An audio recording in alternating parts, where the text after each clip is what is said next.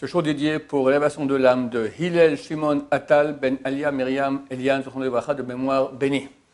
Comme chaque semaine, on va faire le commentaire du Or HaChaim Kadosh, le Rabbi Chaim Ben Attar, Zatzal, grand rabbin de toute l'histoire, un commentaire extraordinaire sur la Torah, dur à traduire en français, mais on va essayer de Bezrat Hashem.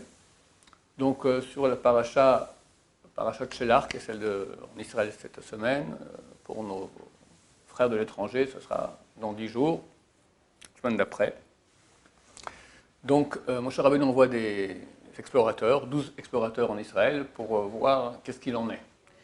Ils reviennent, et parmi les 12, 10 c'est terrible, on n'y arrivera jamais, ce sont des géants, des villes forteresses, on a ramené maintenant des vignes, regardez, c'est des trucs on était comme des fourmis par rapport à eux, no chance, on n'y arrivera pas.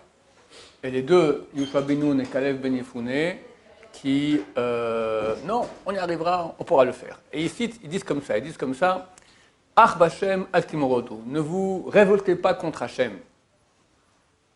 Vatem al tirou, et vous, n'ayez pas peur. Et Amar, n'ayez pas peur du peuple de la terre. Qu'il armenouhem, ils sont notre pain. Bizarre. Sar silam me'alehem, leur ombre les a quittés. Bizarre aussi. Vacham itano, et Dieu est avec nous, Altiraoum, n'ayez pas peur. C'est quoi cette notion de pain, cette notion d'ombre, et Dieu est avec nous, n'ayez pas peur. Alors Makadosh va dévoiler ici des très belles choses. Il va dire, à propos du pain, de la nourriture, pourquoi Dieu a-t-il fait que la nature entière, depuis les protozoaires jusqu'aux mammouths, se nourrisse? Tout le monde va se nourrir, grandit, éjecte les déchets, etc., etc., etc. Il propose, le Or HaChaim Kadosh, il serait bien plus simple que Dieu nous nourrisse d'air, par le fait qu'on avale de l'oxygène. Dieu peut tout faire, il n'y a pas de problème.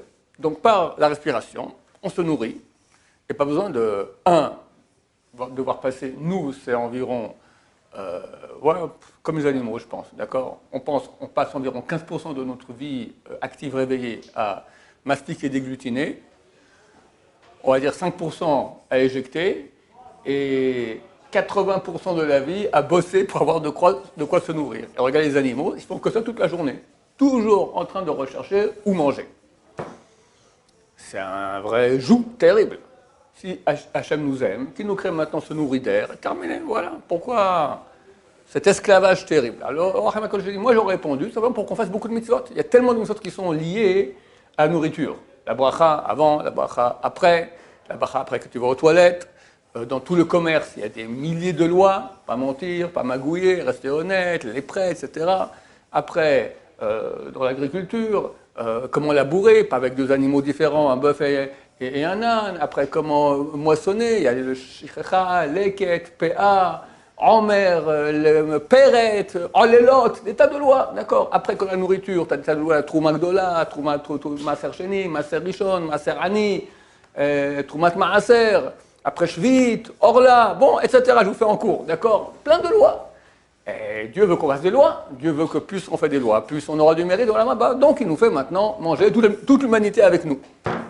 Mais il dit, ça, c'est ce que j'ai dit moi comme ça au sens simple. Mais j'ai vu les écrits profond. En fait, la source de ces écrits, c'est la Kabbalah, c'est Shara Gilgulim, et il dit là-bas, il dit comme ça que le job du peuple d'Israël, nous sommes les véhicules de la Kedusha. La Kedusha, par le péché du premier homme, elle est tombée très très bas dans le mal, dans la mort. Et ça donnait vie à la mort. Donc il y a beaucoup de morts vivants autour de nous, très puissants. Et le travail du peuple d'Israël, c'est par l'étude de Torah, principalement, l'application de mitzvot, la prière, et à défaut de cela par la souffrance, on retire les étincelles de sainteté qu'il y a dans ces morts vivants, et ils deviennent des morts, sans plus être vivants, et disparaissent. D'accord? C'est le bout du peuple d'Israël. C'est pour ça qu'on a été envoyé sur la terre complète. Normalement, on aurait dû faire le travail de la terre d'Israël, mais notre aspirateur à longue distance, il a été bouché parce qu'on ne faisait pas le travail comme il fallait suffisamment bien. Donc Dieu nous a chassés de la terre pour qu'on aille sur place dans tous les pays du monde, aller ramener les étincelles de sainteté. Dans certains pays, on y va, on fait du travail, hop, expulsé, on va à notre travail, hop, expulsé, comme ça. Et on voit que lorsqu'on quitte le pays, d'habitude, ce pays-là subit une dépression économique. Pourquoi? Parce que l'étincelle de sainteté, c'est ce qui fait vivre. C'est toute la richesse, c'est spirituel, mais grâce au spirituel, il y a le matériel. Quand le spirituel s'en va, le matériel s'en va aussi. Et maintenant, on revient en terre d'Israël.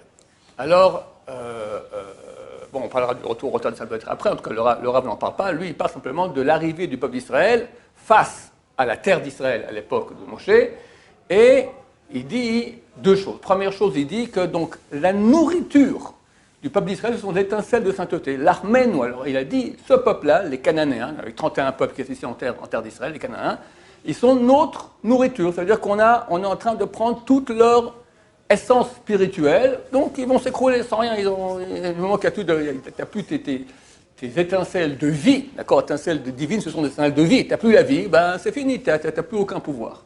Ça, c'est le mot, ils sont notre pain.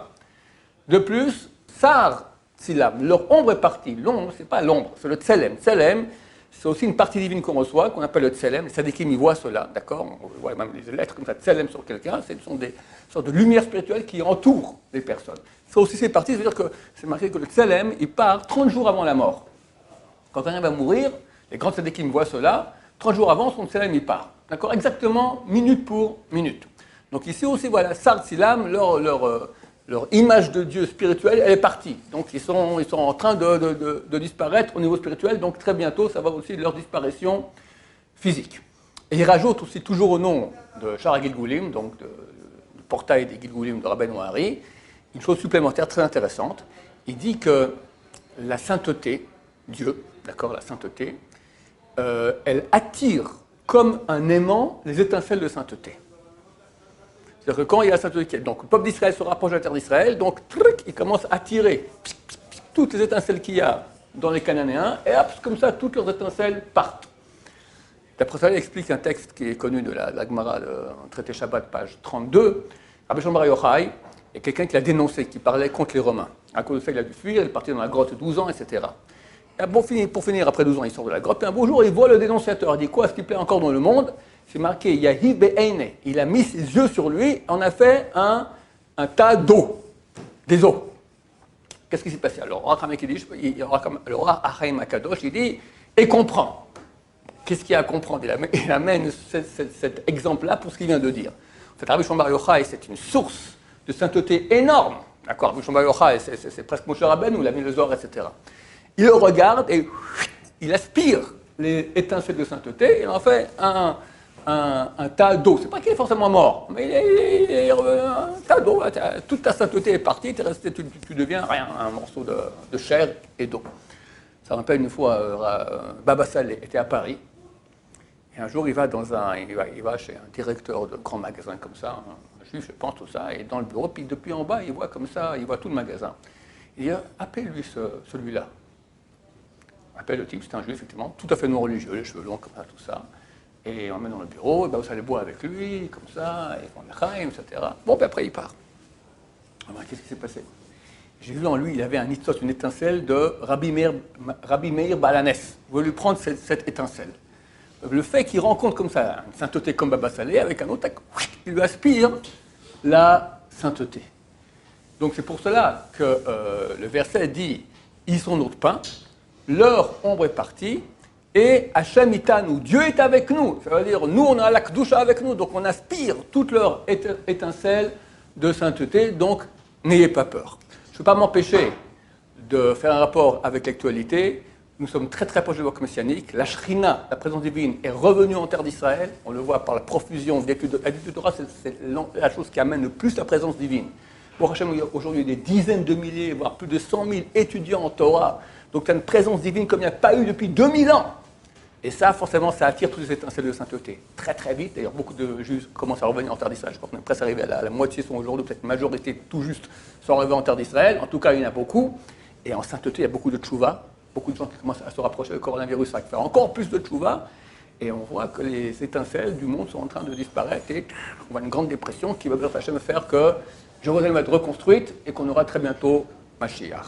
Alors j'ai pensé maintenant, en préparant le cours, que j'ai pensé que c'était ça la raison pour laquelle c'est marqué que Gog Magog, donc ils vont venir du fond du nord, l'union de tous les peuples, contre nous, ils doivent arriver à Jérusalem et mourir à Jérusalem. Je me pose la question, pourquoi? Parce que Dieu lui mettra des hameçons dans le palais pour l'amener à Jérusalem, c'est-à-dire je vais aller conquérir la terre d'Israël, etc. Pourquoi nous embêter? Que Dieu les tue là-bas en Russie, on n'a pas besoin de... Jérusalem, c'est quand même assez paniquant, tu vas avoir 70 peuples qui viennent avec leurs armées, etc. C'est marqué, ça prendra 7 mois de les enterrer. 7 mois. D'accord? Donc ça va être terrible. Pourquoi nous faire paniquer tellement? Alors j'ai pensé que c'est exactement la même chose. Que le Or HaMakadosh dit dans ce commentaire-là que je viens de lire, que même dans le côté du mal, les forces du mal, les plus mal qu'il y a aussi l'étincelle de sainteté. Alors Dieu veut reprendre maintenant la sainteté sera en Israël. Il faut leur reprendre leur étincelle, comme on fait, venez, venez, venez, venez, venez. Ici, plic, on le reprend et ils vont disparaître de la tâche. Ce sera ainsi la fin très bientôt. Baruch Adonai, l'olam, amen, ve amen.